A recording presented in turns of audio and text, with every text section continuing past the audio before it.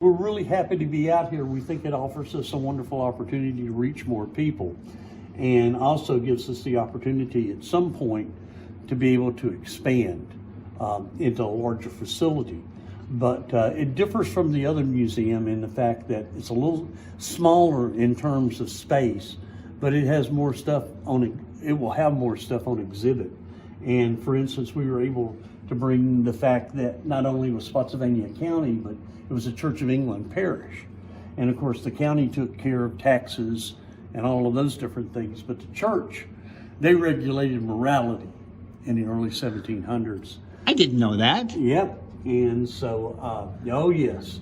In fact, they did that up until the time of the American Revolution when they basically got kicked out of America. Yeah. And so anyway, like I said, we've got this beautiful map done on canvas, and it's 1608 John Smith map of Virginia. And somebody says, well, where's Fredericksburg? And I say, well, pick a point. It's not very accurate, but I mean, this is what they were working off. But this one lists all the known Indian villages, and the Indian tribes, of course, are in large letters on it. So, and you can see when we talk about Old English and spelling and things like that, Yeah. you know, Chesapeake Bay, you know, the F is an S in Old English. And so, you know, it's really kind of descriptive and really interesting. I sit in here and stare at it for you know, an hour at a time going, yeah, I wonder where they were at. So this was the map that John Smith drew. In 1608. And I consider him, of course, one of the founding fathers of Virginia. And of course, at that point, we were under King James I. And of course, that's the famous painting of John Smith up there in the right-hand corner. And then we talk about the woodland Indians, of course. And then the other thing that we talk about is Ely's Ford, which is a really, really historic point where the Native Americans said it was where the earth brushes up against the world. So if you go out to Ely's Ford in Spotsylvania County, at the time of the summer solstice, the sun on June the 22nd will set precisely in the gap at Sperryville. You can see it in the Blue Ridge off in the distance. And conversely, you know, when the sun comes up on December the 22nd, it comes up in that gap. And so in the 1930s, the Smithsonian was highly interested in the Ely's Ford site. They came out here, David Bushnell, and did studies. And, you know, and some of the artifacts that we'll have on exhibit here, you know, are from Ely's Ford and that have been found here locally. And of course, tobacco was king in Spotsylvania County. We talked about that. We talked about the court system.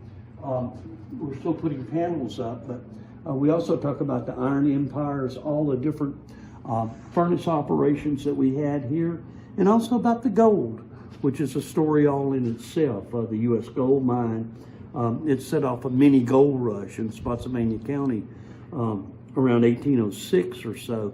And we were actually, people don't realize it, but Virginia produced about 98,600 troy ounces of gold before the California gold rush. Until, you know, it was a lot easier to go there and get it than it was to work it out of the rock here. And in fact, the U.S. Mint collection in Philadelphia has the gold nugget from Whitehall Mine in Spotsylvania County. They wouldn't loan it to me. It's okay. At least it was saved, you know. And so, like I said, we're working through now. This is what a museum looks like when it's not put together yet. We haven't put the artifacts in here yet, but the museum, we talked about for the first time, we're able to talk about the American Revolution and how Spotsylvania kind of did its own thing. They formed their own independent militia in advance of, you know, the calls from the Continental Congress. And we talk about Man Page of Spotsylvania. He served as a delegate. And then we talk about some of our residents. Early, they were divided into 7 independent companies. They named them for their commanding officers. And you had Parker and Herndon's, of course, names that are still Stubblefield, Minor, very significant to Spotsylvania County families. But for instance, Tolles Mill Road, that's Oliver Tolles. He rose to the rank of lieutenant colonel in the 6th Virginia. And of course, Toll Mills Road's named for the family. Francis Tolliver, not Taliaferro, Tolliver Brooke, he was on the staff of Nathaniel Greene. Of course, he was a judge here. After the war, he would be the 4th Chief Justice of Virginia. And his brother was on the Baumhovener Shard with John Paul Jones. And this is what one of the shipmates wrote about him. This man was as bloody as a butcher from the commencement of the battle until towards night of the day after. And and he had a twin brother, Lawrence, and he joined Captain Larkin Smith's cavalry company and fought. And people like Benjamin Alsop of Snow Hill, we talk about him. This is from his own words. I was afterwards at the Battle of Brandywine, and where I was struck with 3 balls, only one, however, wounding me. But my blanket roll had 16 bullet holes in it, so he was a lucky camper. And of course, we talk about Lafayette. Of course, he visited with us here during the Revolution. He went to Ely's Ford, and Edward Ely. And notice the difference in the name spelling over time. This is E-L-L-E-Y, and today we've shortened it to E-L-Y. Yeah. And they had dinner at his house. And afterwards, he picked up this musket. He could have hired a substitute and went off and was at Yorktown for the surrender. And we discovered all this from his pension papers when he wrote for his pension. The history in Spotsylvania, It's remarkable. it is. It is remarkable. And that's what makes this such a special place, and will make it a special place. And we talk about, and we do discuss slavery, the fact it was a vile and immoral industry. But it was as much a burden as it was a help for the people because of the constant fear of rebellion. Of course, Botch's rebellion took place here, and we tell really the full story of that. The fact that he was arrested, the governor became involved, the 19th governor of Virginia. And of course, they had him arrested. Yeah. They had him in prison, and he escaped. And so we talk about that. It's pretty comprehensive. And then we talk about our road and network system. This is a panel that hasn't gone out. James Taylor was not the singer, okay, but James Taylor was the county's first surveyor. And so River Road, of course, was an Indian trail, and that became really the county's first road. And when you drive down it today, it's been paved, but it really doesn't appear to have changed much when you go around the curves and up and down through the gullies. This will be a rotating, this exhibit right here we call time passages, where we list out, significant events because we don't have enough room to go into it.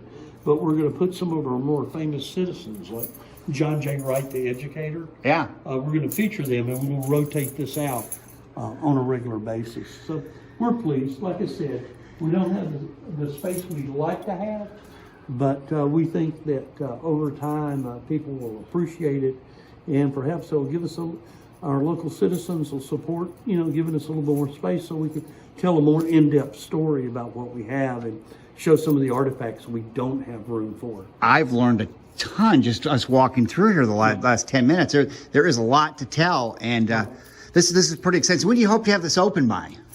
We hope to be open by the end of February. I think we're going to make that, barring unforeseen accident, injury. Terry trips over something. Yeah, but Knock on wood. yeah.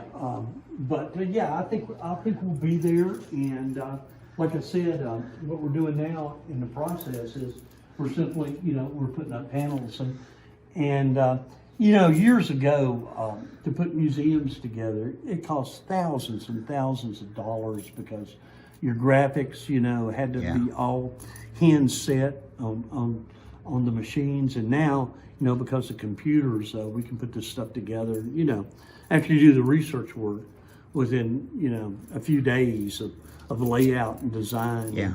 And so it's really gone good for us, but we keep it pretty simple. A drill and some brass things, and then we'll take the panel and basically, I'm not going to do one because I'll just put a hole in the wall, it won't be even.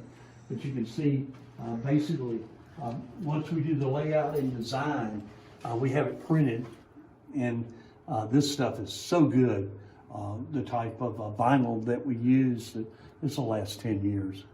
It will not fade. In fact, we can even use it outside. That's what we do our wayside exhibits, like the new ones at the courthouse. But basically, we just simply put it up. We do all the design work, and then we put it on heavy duty material to bound it with, and it goes right up, as you can tell. This is exciting. Yep. Well, it is exciting. It's exciting because you get to do new research work, and I'm constantly data mining, for the history of the county, documents, photographs, and and hoping that the local citizen will bring me in some too.